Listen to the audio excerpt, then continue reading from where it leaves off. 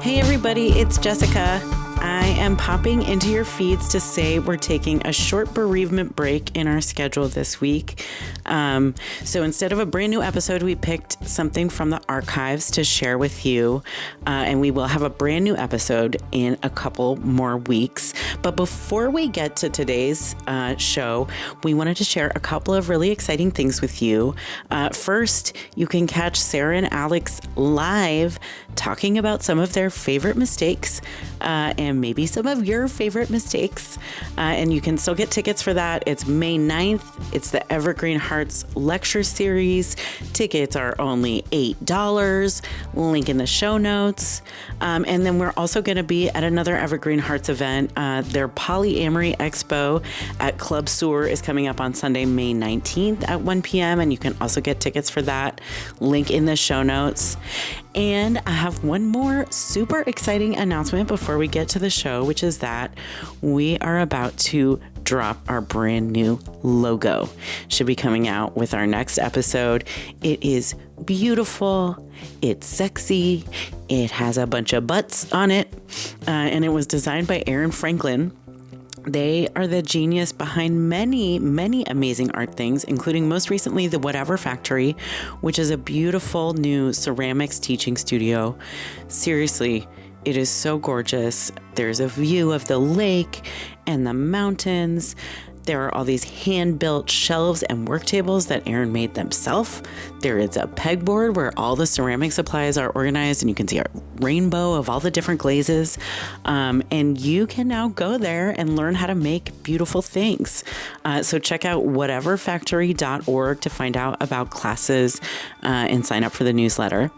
And now, without further ado, it's time for the episode. We wanted to share this episode on desire that came out last season in case you missed it. It's about how very difficult it can be to express your own desires in sex rather than just doing what you think the other person you're with wants. And a lot of people told us that this one resonated with them. We hope you enjoy it. We'll be back in 3 weeks with a brand new show. Thank you.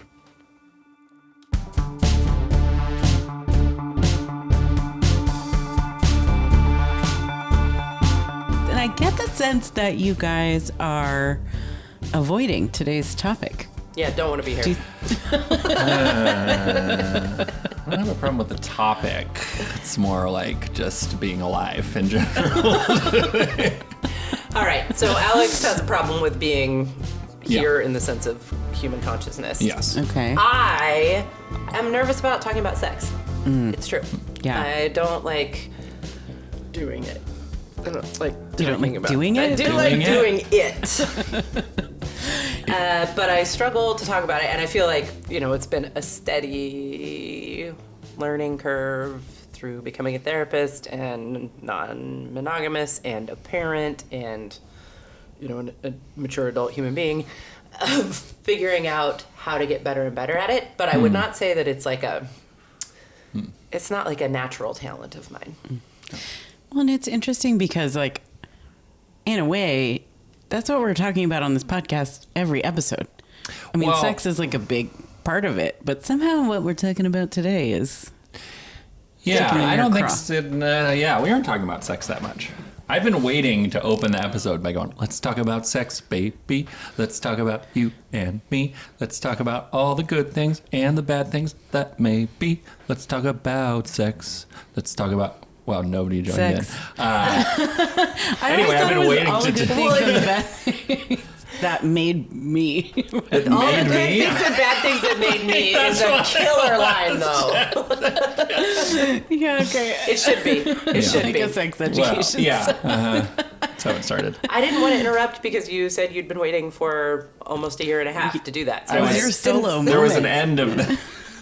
That was a sentence, and the end of that sentence is, but it's never really come up so far on the podcast because we haven't really been talking about sex. But today we are. I would say today we're talking about desire, as opposed to sex.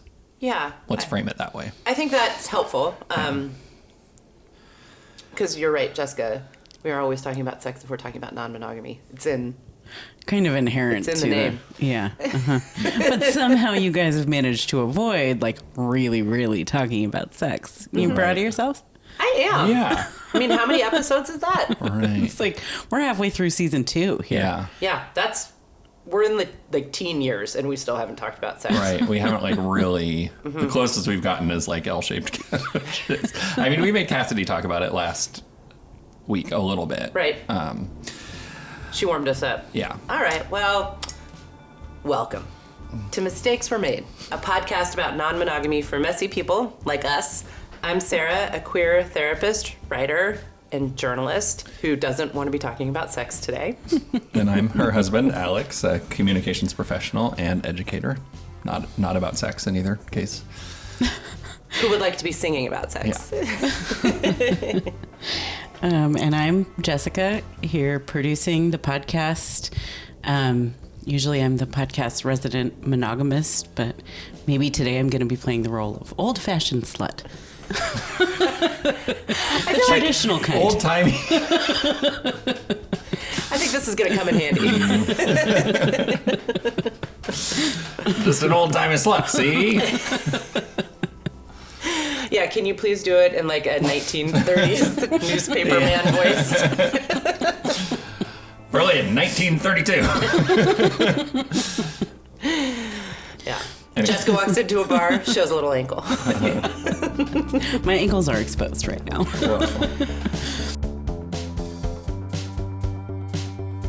All right, so Alex, before we got started, you were saying that you felt like it's better to frame this as a podcast episode where we're talking about desire, not sex. Mm-hmm. What's the difference? Why do you say that?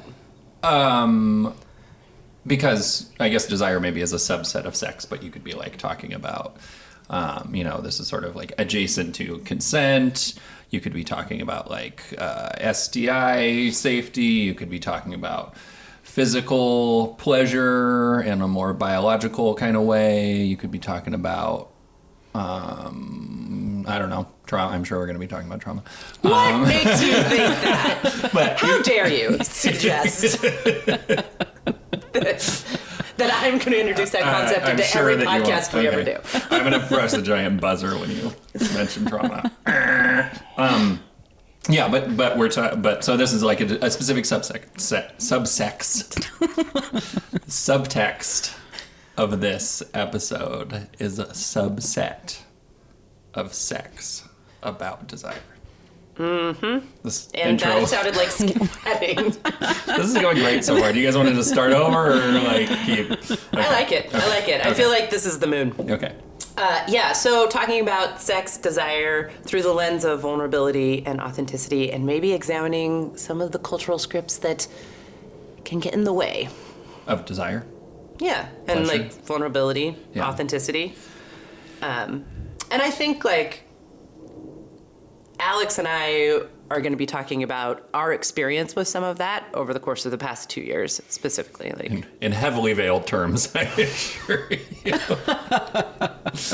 But yes. what? Okay, why is this so hard? It's like What do you mean? so hard to talk about. Oh. To talk about sex and to like just get into it. I mean, That's what she said. and not just make jokes or immediately intellectualize it, which are the two things that I really want to do right now. Anyone? Resident old-timey slut? I mean, it's like the most vulnerable thing, right? Like admitting what you want. I mean, it's hard enough to like ask your coworker to do you a favor and, to take on some of your extra work or something like that, right? But like just to admit like what you really, really want in a realm that's supposed to be secret and shameful. Yeah. Even not that it's supposed to be, but it is. That's how we treat it Or is so taboo. Admit that Right. you don't know what you want, which I think Yeah. is in some ways a place we'll probably end up today. That we can be so disconnected from desire and pleasure in the realm of sex that we don't even really know what we do and don't want, and that can be something that feels really shameful and embarrassing and like you want to hide it. Right. And that means you're frigid, right? Like we'll find ways to shame ourselves no matter where we are on this spectrum, right? Yeah. Well, and I think like in past episodes you've talked about, Sarah, how like sex is where like adults play, and also it's like you're playing with a lot of what you're playing with is like vulnerability and power. I feel like it is sort of like the most elemental like playground of understanding power interchange, and I think that's kind of like what we're talking about today. And reciprocity. I think anytime we're talking about power, we're also talking about the potential to have like reciprocal relationships, and that's really hard and not modeled, and definitely not modeled in the way we see sex portrayed in our culture. Yeah, and I think, I mean, even when I say power, it like brings to mind like force or like assertion, like things that are scary in relationship to sex, but like it can also just mean like I don't know, I'm trying to think of like another word to use that isn't that loaded, but like the sort of like interchange and like you're saying, like reciprocity and like, what one person wants versus what another person wants and how that's given and received. And I don't know, it's like there's a lot there. And there is a bunch of like, there's a bunch of baggage. There is. That comes with it, right? And I guess that gets me thinking about like one of the reasons why I probably feel a little bit vulnerable talking about this as a therapist, is because I think more so in this realm for me than in others, I'm like, well, if you're a therapist, you're supposed to have this shit all worked out. And you're supposed to be like really confident and blasé about sex as a way of like offering a counterpoint to, whatever insecurities or experiences of shame your clients have. So I imagine in my mind, there's like the TV sex therapist cliche who's like, why? Why would we talk about sex or our bodies in any way other than how we might talk about going to the grocery store or driving our car? And it's like, wait, because you're fucking naked and it's totally different. And like, nobody feels that way about sex. Fuck you, imaginary cliche therapist in my head. Yeah. Is it like, it's like Dr. Ruth? Or maybe, yeah. There's definitely like that archetype of the like older middle-aged woman who is just kind of like looking at all of us with bemusement. Like, right. Oh, look at all of these people who think that sex is a big deal. And it's like, well yeah, but we like grew up in a culture that messaged that to us in the most brutal ways possible from the moment we were able to receive messages. So. Yeah. Yeah, and that archetype is so real, and there are people out there who are like that, and I also feel like they represent like 2% of the modeling that I actually got in terms of the way people like behave and talk about well, sex. And 2%'s high because you grow up in a crazy hippie household, right? That's true. For me, it was 0.02%. I'm making that up. Yeah, totally. I mean, basically, I'm like this imaginary lady that Sarah just described, and Cassidy on our last episode. I thought was a great example of this. I was just so impressed. I came away from that episode so impressed with how comfortable and open she was talking about sex. Yeah. So we can follow in our friends' footsteps. Yeah, that's good. I like that. Okay, channeling Cassidy. There we go. Where's that box of wine? Right, we need a box of wine. Because you need to be drunk to be able to talk vulnerably about sex. Yes. Is that right, Sarah? Allow me to say that more clearly. Yes. Cool. Well, it's noon on a Monday, so. Okay. So we've managed to have a podcast for this long where we haven't directly talked about desire and the reasons why we're beginning to unpack. It's like, this is where people are vulnerable. This is where they're often hurt. This is where we risk feeling judged or rejected. This is where we don't have a lot of modeling for talking about it. And as a result, we often will end up just defaulting to the cultural message that we like are swimming in and breathing in all the time. And I want to acknowledge here that I suspect in this episode, we're going to be talking a lot about scripts and messages that have to do with cis het sexual dynamics and relationships. So I just wanted to say that we're going to be spending some time in the binary and talking about how that has played out, and how we maybe have experienced that. And I have like some thoughts and insights on how these scripts and vulnerabilities show up in queer relationships and queer sex as well. But, seemed like a good moment to mention that that's probably the case. Yeah. Yeah. I think it's a decent place to start, at least for us, because it's more about what our experience is like, but also like because of culture and stuff, that those roles probably inform a lot of the roles that are the things that are playing out when people who don't conform to the gender binary or in queer sex or whatever, like some of those archetypes I'm sure are still showing up regardless. For sure. Yeah, definitely. Yeah. Okay. So I guess the place to start is to rewind a little bit and just ask you, Alex, when we opened up our relationship 2 years ago now and change, what were your expectations around sex? What did you imagine it would be like? What were some early experiences? Where would you want to start to talk about this? Yeah, I don't know if I don't know what I imagined. I think I probably didn't have very much imagination. I doubt that. Well, or like it was inaccurate, maybe, is what I want to say. My imagination about sex is much better now. I think that I don't think I knew really very clearly what I wanted. I probably knew I want to be having sex with other people, and there was definitely a sense of the desire to do that. And it seemed interesting, but I did not know what I wanted out of that in some sort of easy to articulate, in terms of kink or something like that, or just some sort of difference between the kind of sex that you and I were having. I definitely didn't go into it being I think sometimes either, I don't know if this is a cliche or if it's actually true, but there's the idea that non-monogamous people enter non-monogamy because they want to fill some kind of gap in, either the level of sex drive with their partner or with their, primary partner, or with some kind of kink that they're out of alignment with, that other person's not interested in. I don't really feel like that was the case for us. I don't think it was for me. No, not for me either. So I don't know that I could say this is what I want, other than, wanting to explore being with other people. And I don't think I knew what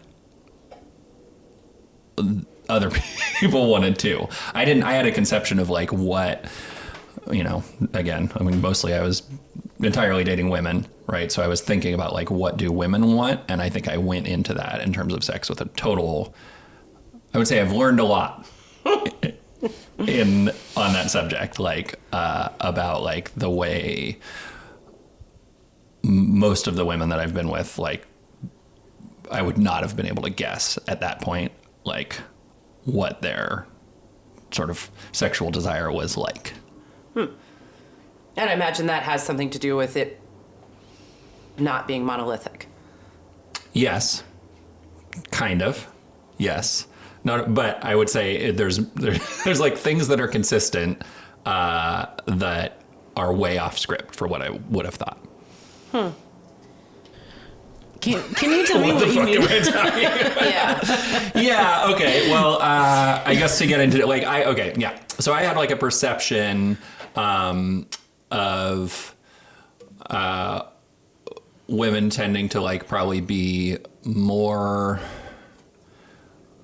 passive, and maybe both passive, but also wanted to be treated gently. And almost every woman that I've been with has been expressed a desire on some level for domination or things to be rougher than I would have ever expected. And maybe that I've wondered sometimes, does that come up because I'm a pretty gigantic masculine person, so maybe the people who are attracted to me are have that interest, and that's why I end up with them. But It seems to be a pretty common thing. Yeah. Interesting. What about you? Well, yeah, it's interesting. I mean, I think we're getting into some of like that script territory pretty quickly, and obviously we can't speculate as to how other people feel or what they want or don't want.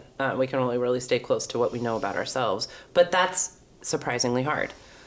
And often going into sex with new people, and I think going into the entire experience of having sex with new people, a couple of years ago, I was just trying to figure out what they wanted. Mm-hmm. Right. And I think there are some definite scripts there with men. I mean, in my experience, most people want some combination of gentleness and roughness in sex, in maybe different ratios, or in different places. And I think that's also true with men, at least in my experience. But I didn't really care about anything except figuring out what they wanted me to be and then being that so that I could feel good about myself. I would say that's where I started. Yeah. And I totally get that. And everything I just said was basically in line with that. I did some exploration, tried to find out. And what I found out was, this is pretty different than what I expected. But then I had to contend with and continue to have to contend with like confusion for myself about like, do I want that? What do I want? Like, well, and how, I mean, again, I don't want to be in a position where I am speculating as to the authenticity of other people's desires, but I also sometimes wonder if like one thing is showing up over and over and over again. Is that a totally tuned in reflection of a diverse group of people's desires, or is that more of a reflection of what we think people want or what we think we're supposed to be or what we've seen? Right. You're saying what I just said might be that? I'm just saying like this is where we get into the Hall of Mirrors. Right. Yeah. And it's hard to know, at least for me, where my perception of somebody's desire begins and ends. Yeah. And where mine begins and ends. Yeah. And I think, if I may speak just specifically to that idea of rough sex, one of the things I thought that I was learning quickly in the beginning was that is what men wanted. Mm-hmm. And so I was like, I'm going to show up excited for that before they even say anything. Mm-hmm. Because that way I'm ahead of the game. Yeah, that's interesting. So we both discovered the same thing about the opposite gender. Well, it just has me wondering what we discovered. Right. If it's just like very chicken and egg, right? Like if both people are just trying to guess what the other person wants, and then there's this dynamic exists in the culture, then we're both like gonna perpetuate that. Yeah, and maybe you're in the context of non-monogamy too, so everybody is out there in that context being like, we're like doing some taboo thing. So what's the taboo thing that comes to mind when we're having sex? And what's the most taboo thing, and what's the thing you're least likely to think that I want, and how can I fulfill that desire? And I say this from the experience of going pretty quickly from having like quick sexual encounters with men where I was like, do I detect that they want that? Or do I think that maybe the culture would indicate, or maybe because I'm in this realm of non-monogamy, I should offer that up, right? And being like, okay, this seems to be working. They all seem to be really excited about having sex with me because I'm doing this. But feeling scared because I was like, but doing this kind of sex without being able to communicate about it does not seem like a great idea for me, especially as someone has like a trauma background. So then I immediately had 2 relationships with men that were more like explicitly kink relationships where they were sexually dominant in that way. I found that helpful because at least, even if I still wasn't entirely sure if I was connected to my own desire here, which I think I wasn't all the time, but we'll come back to that. I think I was sometimes, but not all the time. It was helpful because there was an explicit container and we had to talk about it. And that at least got me somewhere. So that's like what's coming up for me as I'm hearing you describe those early experiences and what maybe the other side of it in a way was like for me. Yeah, well, and you talked about communication. I feel like that's like the like sort of most important thing that like maybe in a lot of cases we don't want to do is like actually actively communicate about what we want, and then you end up just trying to intuit. And so just to kind of play out the sort of negative implications of that, like you and I get together and I'm trying to vibe what you want, you're trying to vibe what I want, and then I do something and you act like you like it, whether or not you do. And so then I do that more because I'm like, she likes that. And then you're like, oh, he really likes doing that. And so you act like you like it more. And then the next thing you know, we're racing down the hall of mirrors and nobody knows what the fuck is going on anymore. Yeah. And I think I ended up in that place a number of times in a number of different ways early on. Yeah, that's interesting. Yeah, it makes me think about kink and how sort of like valuable it is because of that communication thing, just to be able to be like, you know, obviously like the descriptors around different kinks are like flawed and there's a lot of variation between them, but at least it's like people who are asserting like, I like, you know, rope play, or, you know, I'm submissive, or I'm dominant, or, you know, there are all of these like terms that everybody kind of agrees on what they mean. And so you can find more of like a match, quote unquote. And they're all, I guess the definition of kink is sort of that it's like abnormal, but I kind of love that there's also like being vanilla is something that can be named in kink too. And like, so it is like affirming that nothing is normal, I guess. Right. Yeah, I always wonder how vanilla is actually described. I actually just was looking at one of these tests that you're supposed to take that would like then indicate all of your various sort of sexual desires and proclivities. Yeah, and we can stuff. put a link to the one that everybody uses, which I think it confused the shit out of me. It's a little confusing to me too. And I do think that there's like a way we're just like in. It's so hard to talk about this stuff as I'll just keep coming back to. Because there's so much that is invisible and not spoken. Right. Right? As soon as we start trying to make it visible and speak about it, it gets clumsy and stupid. Yeah. Like very quickly, it just feels like clumsy and stupid and not actually like a nuanced representation of most people's sexuality, probably. At least that's my experience. But you're like, well, it's better than nothing. And so I think that's describing the first arc of me having sex with strangers. Yeah. Was like, oh my God, if we aren't talking about stuff and I'm just like racing down the hall of mirrors, like this is no good. This is not good for me.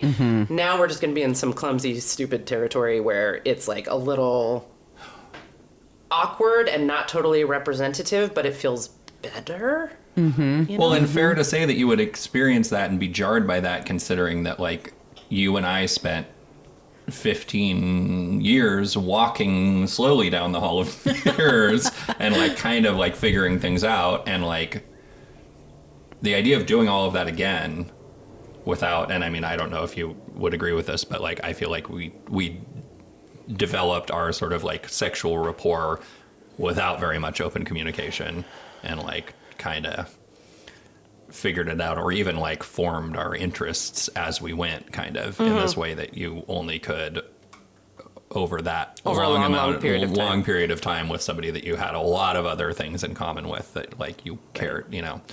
And then, you know, you wouldn't say our sexual dynamic could be described in like the percentages of one of those quizzes. Like, right. You know what I mean? Yeah. Because totally. it has that like long organic arc, if you will. Yeah. Somebody want to say something, like make a sexual joke there? How long? Just assume I've left a lot hanging already in the first 15 minutes, Seriously. right? So let's just That's what she said. pull out. Okay, that's the last one you get. Are you sure? Yep. But We'll add them in post. yeah, it's kind of interesting to think about that.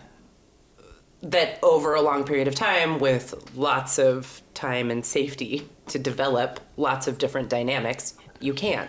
You know, over the like a multi-year relationship, or a relationship where there's just like a lot of safety and time to explore. Yeah. And I do want to give like a quick shout out to the benefits of having sex with other people to improve the sex you have with other people. You know, the cross-pollination. The more people, as I'm sure though this old-timey slut who's doing this today gets to, the more people you sleep with, the more like information you get about what you like and what other people might like, and like, you know, the more moves you learn. Because it's all about the moves. It's all about the moves, people. I got a book of moves now. But yeah, you know what I mean? Like, I think like to just like put it bluntly, I thought that our sex life was good before we opened our marriage. That wasn't like the reason that we did. And I still think that it was good, but I think it's gotten better. Yeah, I agree. Since we've like dated other people, partly because of all of the stuff that we've like. It's not like learning moves. That's stupid. I was joking. Not always. But it's like there's learning things that you. Good moves. But learning things that you like, and like I'm trying to think of a good. There's a few. A good like metaphor or whatever. It's just like getting more information. Yeah, for sure. Mm-hmm. I think you also get more information about what stays the same. Mm-hmm. Yeah. Uh-huh. Mm-hmm. And that's kind of interesting to me too. And I think like that might be a good entry point into talking about the game that we're going to talk about today, or like why it's come up, or why we're talking about it today. Is have sex with more people, and you do learn what's different and how things can be different, and you gather more information in that department. And you also learn a lot about what seems to keep being the same, or the same things that keep showing up. And that got me pretty curious, I think, pretty quickly. Where I'm like, why is this happening every time? Like the Hall of Mirrors that we describe, or like, why does it seem like this same dynamic or same presumed sexual dynamic keeps showing up? I'm like, am I attracting that? Like you were just saying? Or is this just what people are defaulting to in this space? Or what is going on, right? Yeah. So I think that I was sort of lucky maybe to have kind of right away started dating somebody who was like more deeply engaged in this kind of thinking than I was. Or I was also lucky that you did that. Yeah. And she just like taught me this game. I don't think it's really a game. It's more like an exercise. But so the way that this exercise goes is the first person would ask the second person. So Sarah would ask me, how would you like to touch my body for your pleasure? And then I would think about that question and I would answer, I would like you to rub my temples slowly, and I would like you to... Wait, but that's not the right one, right, Alex? What? The first question is, how would you like to touch my body for your pleasure? It would be... Oh, sorry. You touching Sarah. Yes, sorry. Yeah. You want me to explain it? Sure. Okay. I thought it would be nice to explain it with a back and forth. I like so that you're idea. Not, Okay. I see. Mm-hmm. But yes. I did not listen to the question you asked me. So, coming back to this theme, it's hard to talk about this stuff. Yeah. Right? Definitely. It is. And no matter how much experience you have with it, it still is. Yeah. Because we don't have a lot of practice, and it feels weird. And it's not the same as talking about going to the grocery store, which we also have to do later. Okay. Yeah. Do you want to go or should I go? Do you want me? I feel like you want me to go. Or do you want? I actually like going to the grocery store, but I know that you don't like it, so I want to make it seem like something that I don't like doing, so that I get credit for having done it. Oh yeah, all right, that makes sense. This is a good illustration. Cool. Much easier to talk about, also. So yeah, in the 3-minute game, you would invite me to there's kind of 4 different questions that we'll ask each other. I'll ask you 2 and you'll ask me 2. And the first question you would ask me would be, how would you like to touch my body for your pleasure? And I would say, I want to stroke your hair, and I want to put my fingers on your lips, and I want to put my fingers in your mouth, and I want to... Why are you making that face? You're supposed to receive what I'm saying without judgment, perhaps. And I want to stare deeply into your eyes, and then I want to kiss you deeply, and then I want to take your shirt off. And I'm going to stop there. It's getting okay. I think we're going to have to stop the podcast. Yeah. Let's take a break. Let's take a break. So bathroom break. Yeah. So I ask you that. I guess this is reversed here, and then you would think about it, and this, I think this part is important. You don't just say, yeah, okay. I'm really supposed to think about what I want to do with you. Right. And that it's, I think, important to also emphasize that, especially the first time you play this game with somebody, is not meant to represent every desire you would ever have or be the ultimate expression of your sexuality. It's just what do you feel like doing in that moment? Right. Mm-hmm. And so since I was looking at your face while I was thinking about that, and trying not to say something that sounded too pervy because of the context, those were the things that came to mind. So then you think about what I said, and what do you think? Well, it's interesting that my first reaction would be to just say, yeah, great, let's do it. Mm-hmm. Which I think I did say, more or less. Yeah. And that's a deep programming that just comes up almost immediately. But now thinking about it more... it makes me, much of that sounds lovely. All of that sounds lovely. And I have a thing about people messing with my hair because I have curly hair, and it's it's complicated to have very curly hair. And so if people do a lot of stuff to my hair, especially stroking, it's you're pulling the curls down. Which doesn't mean I don't want to ever not have my hair stroked, but it does mean that it's a little more complicated than an easy yes. So I guess if I was thinking about it, I would say, okay, I like all of those ideas, but I don't want you to touch my hair. Yeah. Okay, cool. Amended. I won't touch your hair. How about if I just skip that part altogether? Okay, sounds good. That is not easy to do, though. No. Okay. And then just to follow through on what would happen then, we would set a timer for 3 minutes, and I would for 3 minutes do all of the things that I described. And of course, you don't have to remember it verbatim perfectly, whatever. You can ask for reminders, but yeah. And so just should we continue on? Yeah. What do you think, Jessica? Sure. Yeah. No, it's interesting that it's so sort of directional, right? This is stuff that I want to do to you, which I guess I normally, if I was doing this with someone and they're touching my hair and my face and stuff like that, I'm not just gonna not respond, but that kind of feels how the setup of the game is. Think that's the point. Are you just supposed to lie there?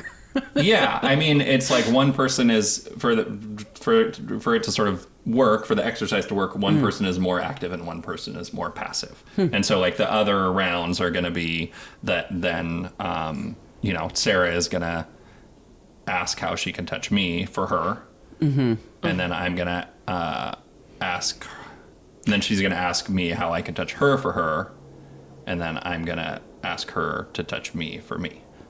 Which makes sense. Right. So the directions are very important because it's I'm doing in half of the things and she's doing in the other half of the things. But when I'm doing things for her, we're going to do it. I'm going to do the things that I want to do to her. Right. And then I'm going to do the things that she wants me to do to her. Right. And those things are different. And it's really important to discern those two things because you're saying, what you usually do is we're both doing things at the same time, right? And I guess your response is supposed to confirm, your physical response is supposed to confirm for the other person that you like what they're doing. Right. So pausing for a second. Yes. I think this speaks to the theme that's just coming up again and again. This stuff is hard and it feels really awkward, in part because those different quadrants of desire are not actually ever explicitly made visible, and we don't really talk about them. Mm-hmm. Yeah. But I think this is really interesting because if I'm sleeping with a new person or if I'm getting physical with a new person, the idea that all of these quadrants would just like be mashed together in the drunken dark and we would just be like, hope everybody's attuned to what's going on and things work out okay, is actually kind of scary. Yeah. It's pretty scary. And the cliches of like good sex, I feel like the feminine cliche of good sex, if I may, is he just knew exactly what to do, exactly what I wanted, right? Right. And the masculine cliche of good sex is like, I just did whatever I wanted to her and she was loving it. Mm-hmm. Right? Mm-hmm. Right. Yeah. Or just in general, the cliche that like we just both knew exactly what to do at exactly the right time and like no And words, just moans. Can I just say, how the fuck is that ever actually going to happen in real life? It's not. No. You all have had sex before. It's not happening like that. It's not happening like that. And that's why I think people's first reaction, we're stuck on the first quadrant, and I do think that it is worth working our way through the other ones.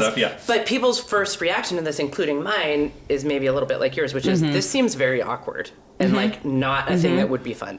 Yeah. And like that's what I said the first time that I played it internally, and I think I said it out loud, is like, why does it have to be for one of us or the other one of us? Right. Why can't it be for both of us? Right. That's like what you want it to be because... yeah. I mean, why? Why do you think that you...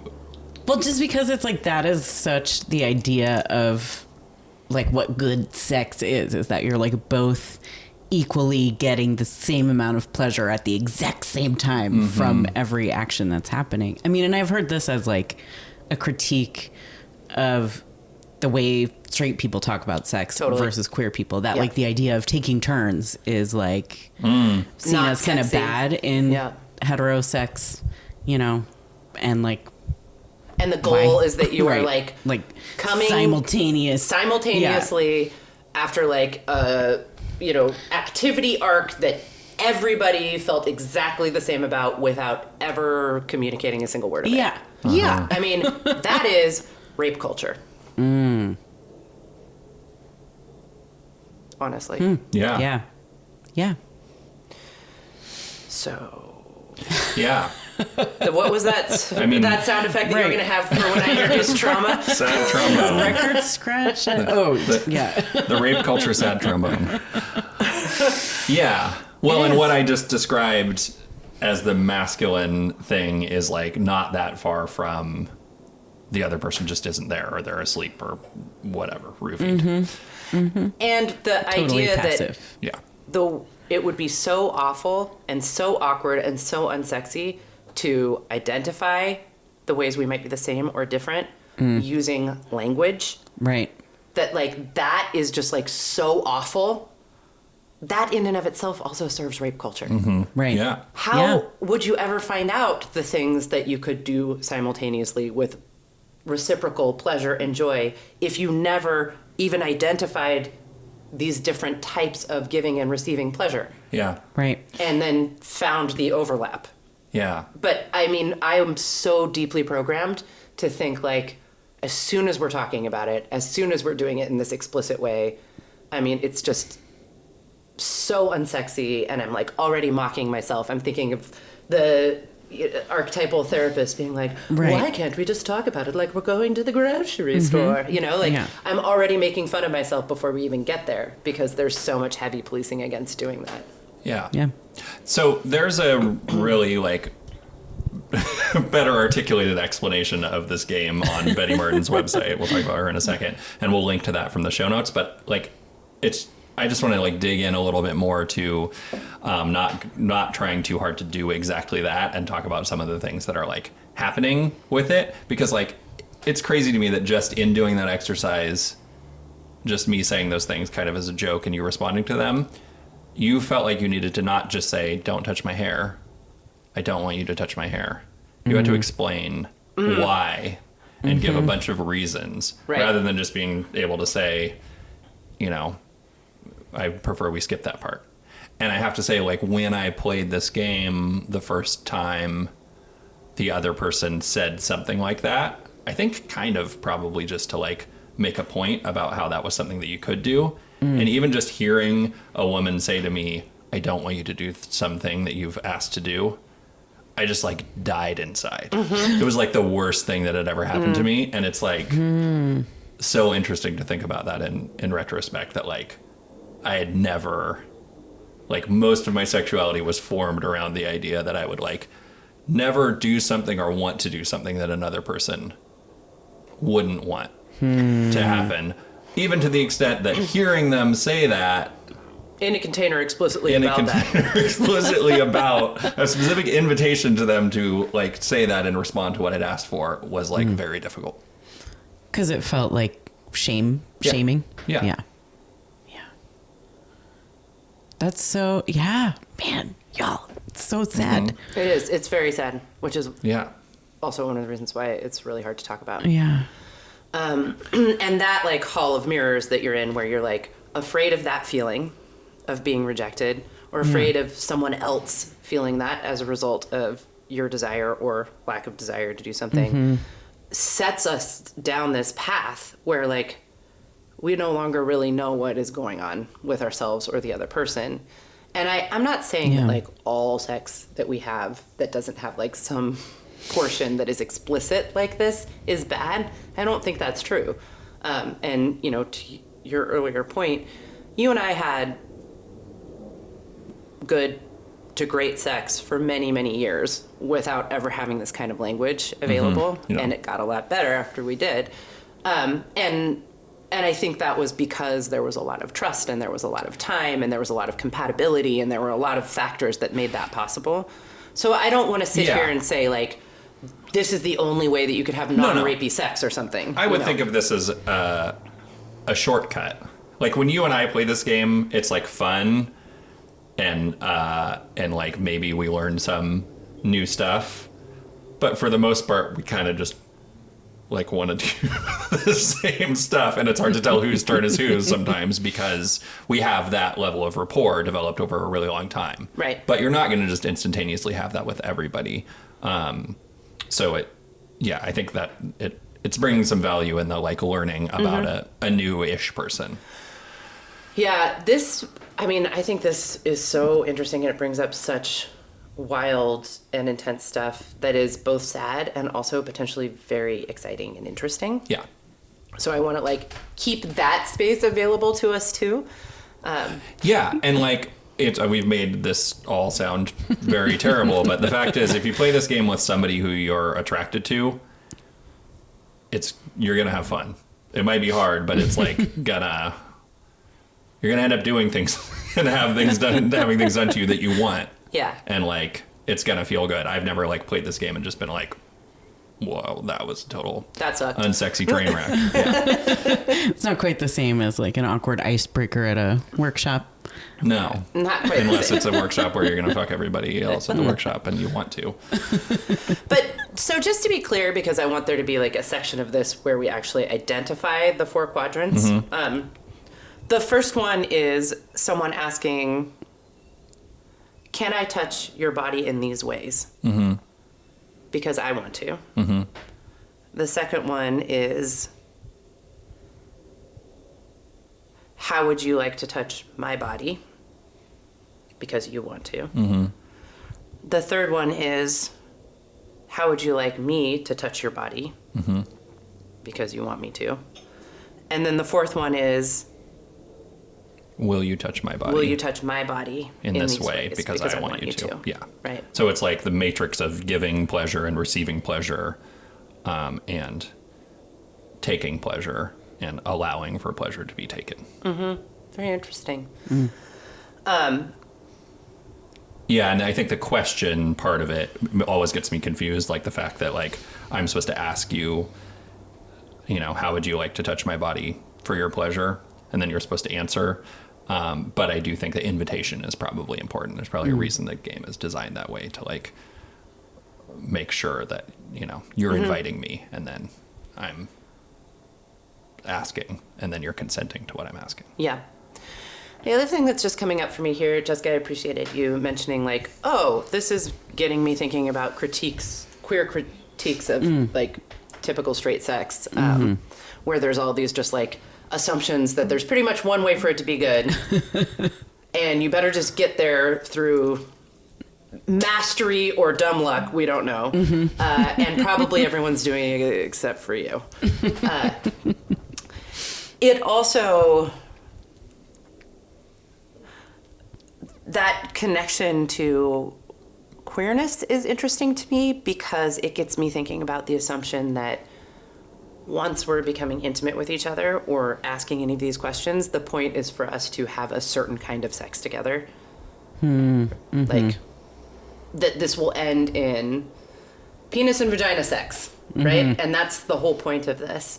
And it just gets me thinking about, like, all the ways that you can experience pleasure and have intimacy without that being this, like, overwhelming kind of, like, blaring success or failure kind of light flashing in a corner. Yeah. Any thoughts about that, Alex? Well, it's just making me think about how, like, if you have a goal-oriented kind of orientation towards sex, then, like, the goal is orgasms. But, like, you can give yourself an orgasm. In most cases, people can. Like, I don't think I've ever heard somebody say, I can't make myself orgasm. Only other people can do that. Often it's the opposite. So, like, I guess it's just, like, there's clearly more to sex than just achieving orgasms, right? It's about the other person being there and the dynamics between the two of you and the way that it feels to, like, accept the things that they want to do with you and be accepted for the things that you want to do. Like, these vulnerabilities and, like, power interplays are, like, what makes it interesting. It's the very act of exploring. All jerking off in isolation. Right. Nothing wrong with that either. Which we will do in the future Right. when our robot overlords have taken sex from us, the last thing that we have. Right, so the point is... I'm writing a dystopian sci-fi novel in my head right now. It's going to be really good. The point is the exploring, and yet we are cutting ourselves off from that pretty systematically in the kind of assumed, unexamined culture of especially a certain kind of sex that we have.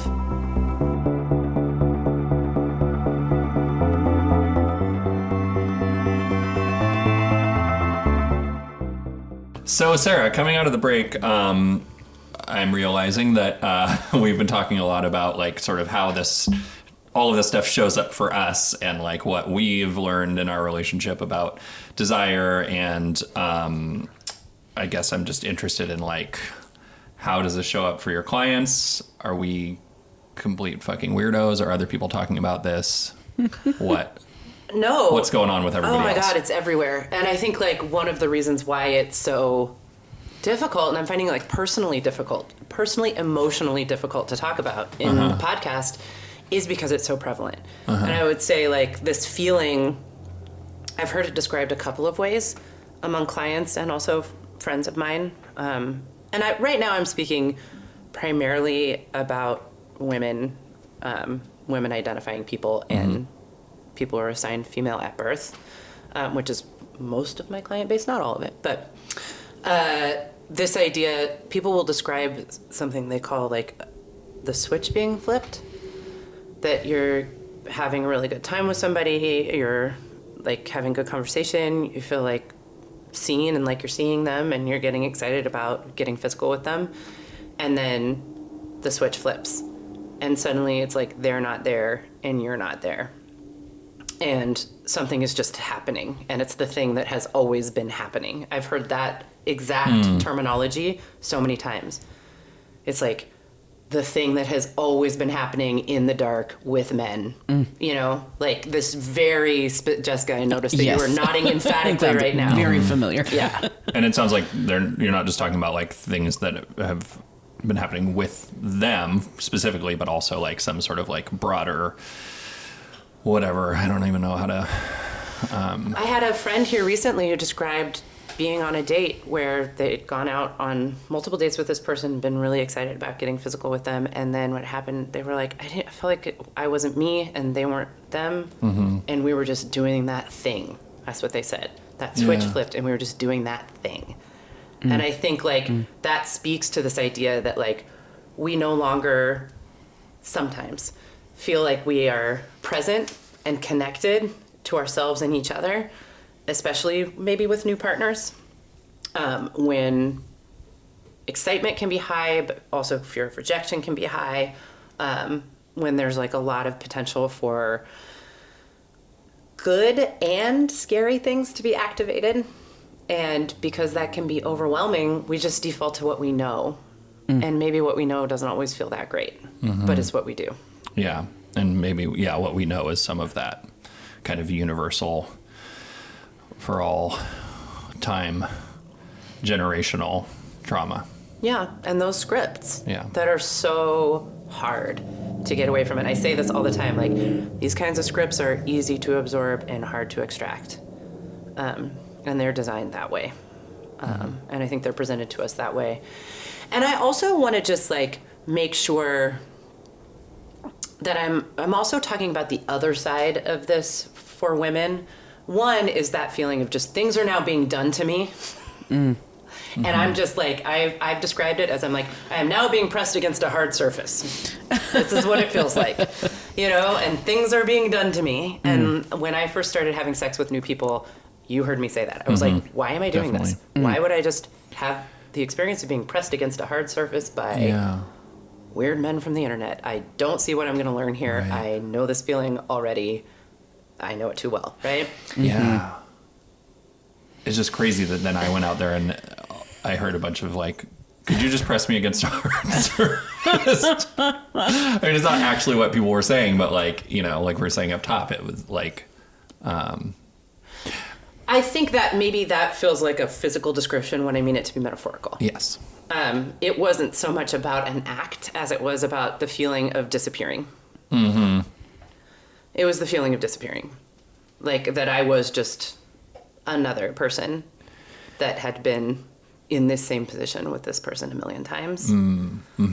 So it's not, it wasn't about like the gentleness or the roughness of the act. I don't, I guess since we're talking about it, I like gentleness and I like roughness. That's not the problem. Yeah. It was about whether or not I felt present and I felt like they were.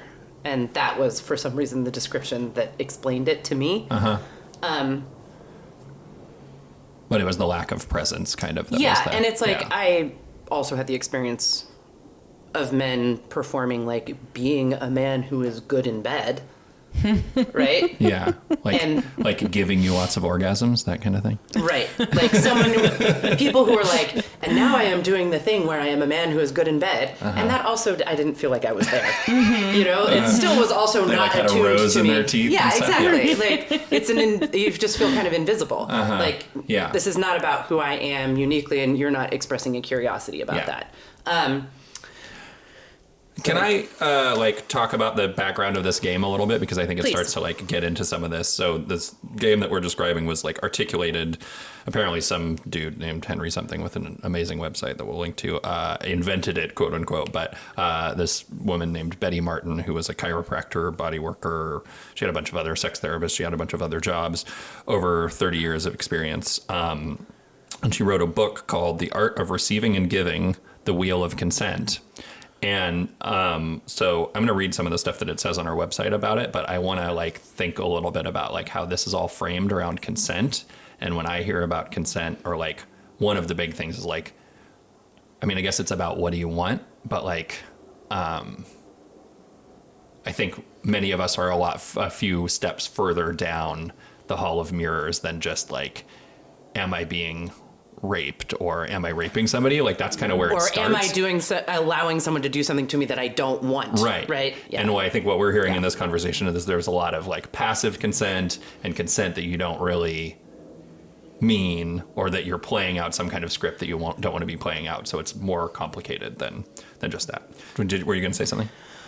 I mean, I think I wanted to get into the pressure that women can then sometimes feel in these situations where it's like, I want your enthusiastic consent and tell me exactly what you want. And that also can feel unfair and sort of not super attuned to what the experience of being a woman in this world can be like.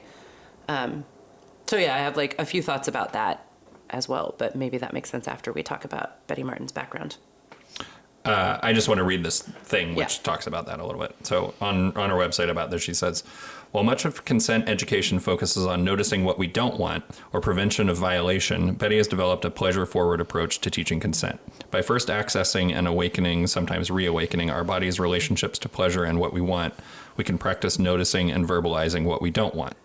Such an approach provides a much more holistic frame in which to unlearn childhood conditioning that taught us to be silent and compliant, and in which individuals can learn to ask for what they want and state what they don't in a more empowered way. And then she also said in her client sessions, she noticed a pattern wherein many clients would allow or go along with discomfort or unease rather than speak up for what they wanted or didn't want. Betty discovered this was a major component missing for Betty discovered there was a major component missing for people, the confidence that we have a choice about what is happening to us. So when I read that, I really thought of something that you said, I think, on the last episode of the podcast about like that, like childhood stuff of like enduring and like being okay with things that were happening as an expression of love. And so it's kind of honestly cool to hear it reiterated that that's like a thing that shows up for a lot of people and that kind of fucks us up in terms of sex and consent. Yeah, and I think I appreciate this especially because it goes into nuances beyond like someone is forcing themselves on you, right? Yeah. Or you're no longer have the capacity to know what you want, and into a realm where we may be conditioned to just endure things and not even be totally connected to the fact that that's what's happening. Right. Because that conditioning is so deep. Yeah. And I think like this speaks to something that will also show up for me and with clients and with friends of mine who I talk to, especially for women and women identifying people, that sometimes I think the cultural response to this is like, I just want women then to tell me exactly what they want. Right? Here I am. I'm asking you, what do you want? Tell me what you want. I want to give it to you. Right? Mm-hmm. And at first glance, that feels like the counterpoint to all of this enduring of things that you don't like. But I think what people don't really always consider is if you've spent a lifetime being told and conditioned that you don't actually have real desire beyond the desire to be desired, mm-hmm. that you have like been living in a hall of mirrors related to that as like part of the cultural condition of your very gender, that then to suddenly be like, well, why can't you tell me what you want? Mm-hmm. If you were a sexy, confident woman, you'd be able to tell me exactly what you want, and then I could give it to you. It's like, mm-hmm. Fuck you. Like, I have been basically told my entire life that my very value, my existential value, is tied to whether or not you find me attractive, you think I'm sexy and desirable, mm-hmm. right? So the risk that I'm taking here is not just one of rejection, it's one of like fucking oblivion. That's a huge ask from you. Mm-hmm. It's bigger than a hurt ego, you know? And I think like that pain or that wound is something that gets missed sometimes, and I feel clearly pretty strongly about it. Yeah, and so by oblivion, you're saying that your sort of very existence is created to like attract or gratify male desire on some level, whether or not it's like explicit, but that's like kind of your to be desired, to be desirable, and it's sort of like your presumed role in the world, or the thing that you're always trying to overcome if you're moving into non-male, like sexist spaces, I guess. Right, and the thing that has to come first before I can layer anything else that's important to me on top of it, mm-hmm. right? We have to establish that I have some kind of value in that department, mm-hmm. that I've succeeded in establishing that value for you to take me seriously intellectually, creatively, as a fucking peer, emotionally, in mm-hmm. the world, right? But then the thing is also going to be the thing that undermines all of your contributions in those ways as well, or could be used to at any minute. Right. Yeah. So that's, I guess, why this is hard for me to talk Right. about. And Yeah. because it gets into some deep existential territory for me. And it's not like this is stuff that gets dismantled through some exercises. But I really appreciate finding ones that like give us the opportunity to start even just like naming how this shows up. Right. Yeah. And the dark between people, right? And it might just help you know how fucked up it all is, if nothing else. But yeah, I mean, and I would say there's like, this is a hard thing to do it's a hard thing for people to do. And I think you were saying during the break that just like, even the idea of having this described to you can be sort of like triggering for some people. And how like these questions, I think often for women, and people who were socialized as women, and people who were assigned female at birth, like these questions start to be very existential. And I know that like we're also we can talk about rejection on a lot of different levels, but I had written down in my notes here, why does a man rejecting a woman in this space feel so much worse to me than the other way around? And that was like a question I had kind of underlined in the notes. Why does the risk feel so much bigger to me? Yeah. Wait, a man rejecting, just like not wanting to have sex with a woman. Right. Okay. And say you were like in this game or something, and a woman was like vulnerably telling you what she wanted, right? And then the man was like, no, thanks, not for me. Let's try something else. Right. Well, and that's a little bit different than just being rejected for who you are. I mean, that's what I was thinking about when you were saying that stuff a second ago, is like, you're being told, be free, assert your desire, and then are you really safe to assert that desire? Absolutely not. If you do, like, absolutely it's not. great if you're hot and that desire is a thing that's gratifying to me, Exactly. but like, what if it's not? Right. Yeah. Then the risk that you're taking is one that your actual value as a human being is declining in this like cultural script that we're talking about. Right. And that kind of terror just really claws at me. And I guess like my throat. Yeah. And like the flip side of that is, you know, like the worst thing that a man can be is a rapist or rapey or, you know, skeevy or a predator or something like that. And it's true that those aren't the same. Like that sounds really bad to me. I don't want to be that. But it's not the same thing as what you're describing of just like kind of ceasing to exist or like not getting to be a person. You don't count anymore. Like the price, the cost for even beginning to count is that a man finds me desirable and that I have succeeded in understanding how to get him to desire me. And once I've done that and I've like met that level of the agreement, the cultural agreement, then I can maybe start layering some other stuff on there. And I say this like I'm speaking in really crude, really blunt, really cruel terms because I'm trying to get at what feels so hard about this to me and why I have been angry at moments with my partners when they've been like, just tell me what you want. I just want to know what you want. And I'm like, it's not that simple.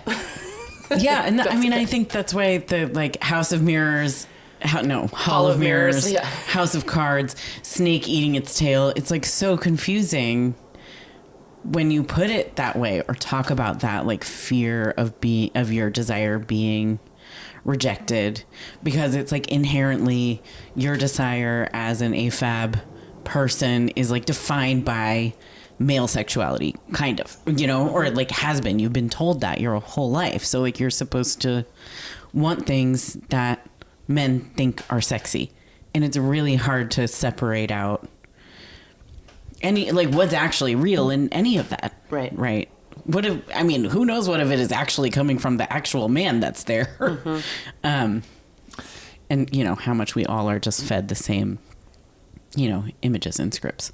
And I think this is starting to illuminate for me. Like there's been times when I've like presented this game to like a new partner and they've had a really hard time with it, including like people who I've later built a lot of rapport and connection with.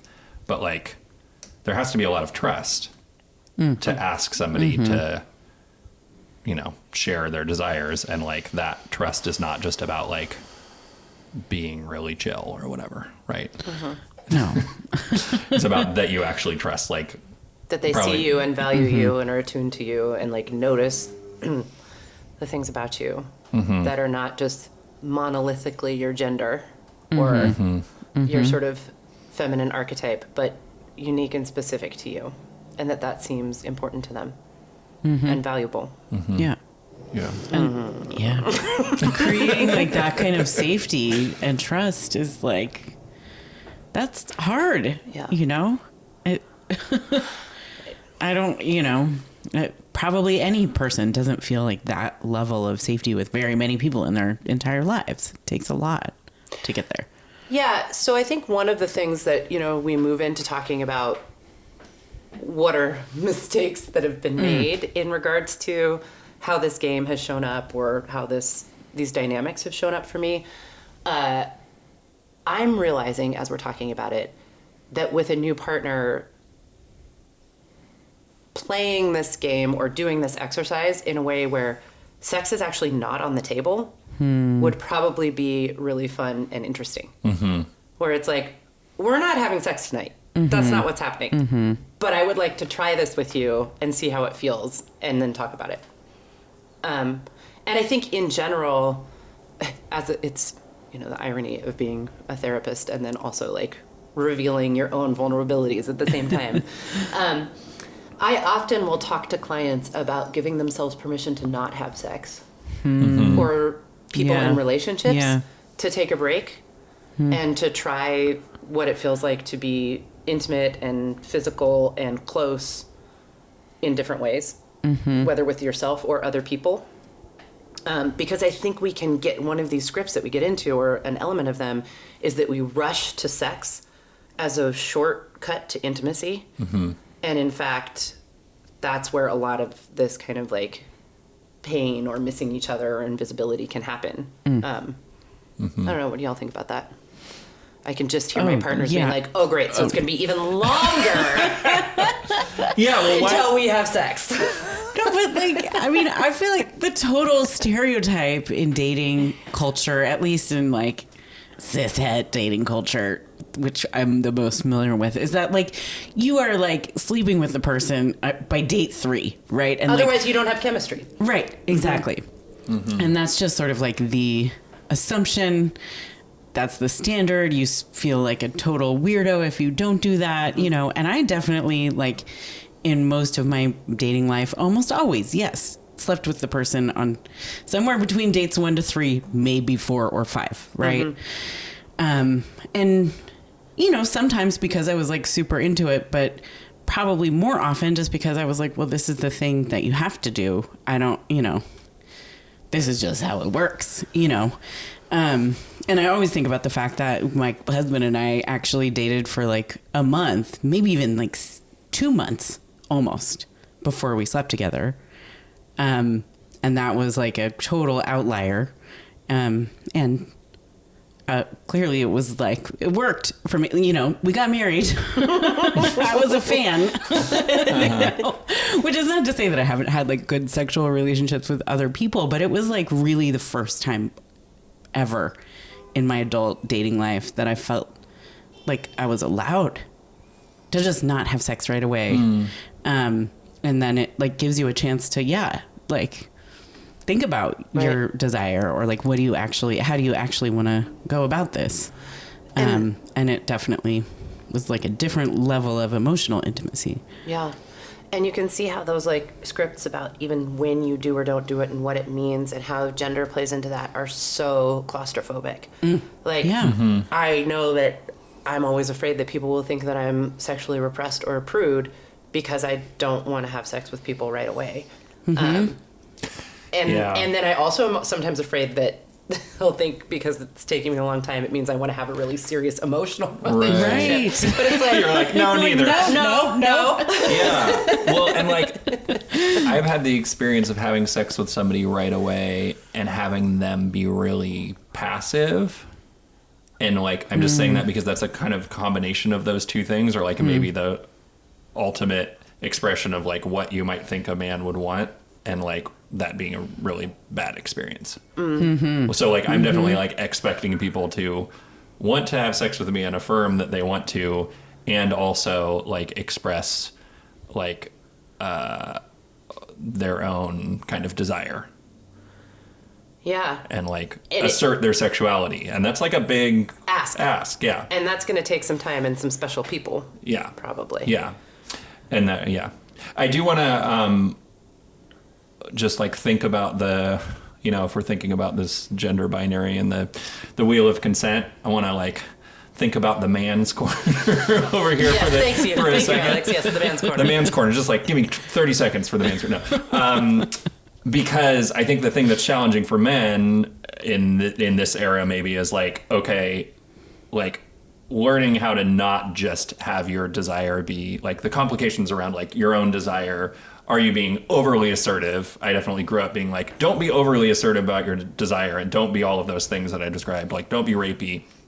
But also, you need to like understand what your desire is and own it, in part because most of your partners are going to want to see that. You're asking them to do that, and they're going to expect you to do that as well. Not to mention that, like, if you're with women, they've been sort of conditioned to see their value reflected in your desire for them.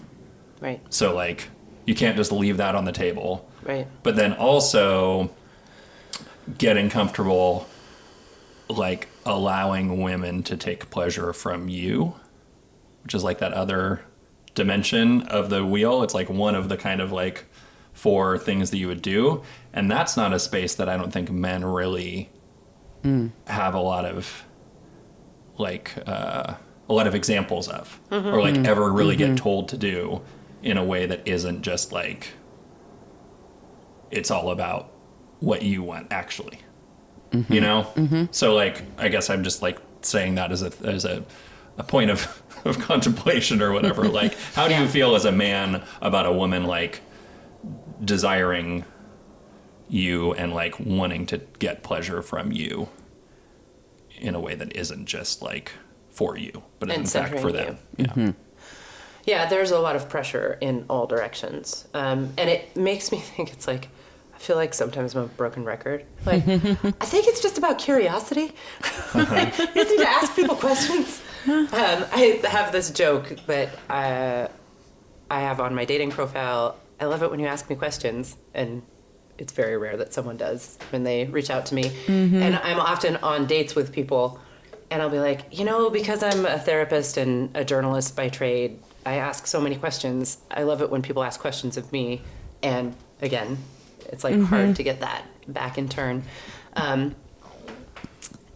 And I think that there's like some kind of curiosity gap to be explored there, and also whether or not I'm actually making myself vulnerable to have people ask me questions, or if I'm still like kind of controlling it by always just being the question asker. Yeah. Which I think aligns with some of this desire and desirability well, and stuff. like the reason that being with a therapist and talking about your feelings with a therapist is easier, or being with a sex worker and expressing your desire with a sex worker is easier, is because it's one-sided. Yeah. And you've cut off a whole half of that wheel, and you're just like, okay, that person is a non-entity in terms of their own desires, and I just get to do to them what I want and ask them to do to me what I want, and there's nothing about what they want. And like, I'm not even saying there's anything wrong with that. No, like, I think that could be really good for connecting you to what you actually want and who you are in a space where you don't have to worry about that. Go do that work and then go fuck with some other person and try to make it all line up. Like, oh shit. Right, and so having authentic curiosity about yourself and being able to express curiosity about someone else, and then being able to receive it, like all of that is a big part of what we're talking about. Yeah. Wow. Yikes. Okay. Nailed it. Finally, I need to go sleep for like 15 hours. Hey, thanks for having this hard conversation with me, y'all. I know I was a little bit resistant to this topic for a while, and I'm glad we're here, and I hope we can keep talking about it. Me too. Thank you. Yeah. Thanks a lot. And thanks to our audience. Yeah. Thanks for listening. All that stuff. Find us on the platforms. Send us messages. Talk to us. We love you. We love you, and I think it would be really interesting to keep this theme going about sex and vulnerability and, you know, how it shows up in non-monogamy and how it shows up in other spaces. So if people have ideas about other exercises along these lines or other frameworks, I would love to hear them. Yeah. We're here to receive what you have, but do it for you, not because you feel like we want you to. Whatever gives you pleasure. Exactly. Just make sure it's also pleasurable to me. Yeah. Thanks, everybody. Bye. See you next time. Bye. Bye.